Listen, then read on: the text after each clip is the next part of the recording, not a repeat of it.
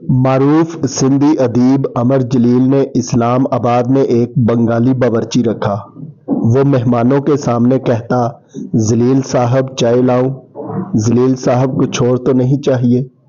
جلیل صاحب نے بار بار سمجھایا کہ میں جلیل ہوں، جلیل نہیں، لیکن باورچی وہی بلاتا۔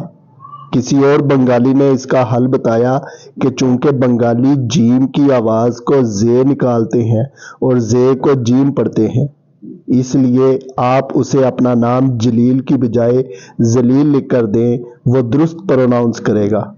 جب سپیلنگ زی سے لکھ کر دیے تو اب باورچی نام بلاتے وقت کچھ تھوڑا طنزیہ سا کہا کرتا، جلیل صاحب چائے لاؤں؟ جلیل صاحب کہنے لگے، اب ڈبل مسئلہ ہو گیا ہے۔ پہلے وہ مجھے جلیل کہتا تھا اور جلیل سمجھتا تھا، لیکن اب وہ مجھے جلیل پکارتا ہے اور جلیل سمجھتا ہے۔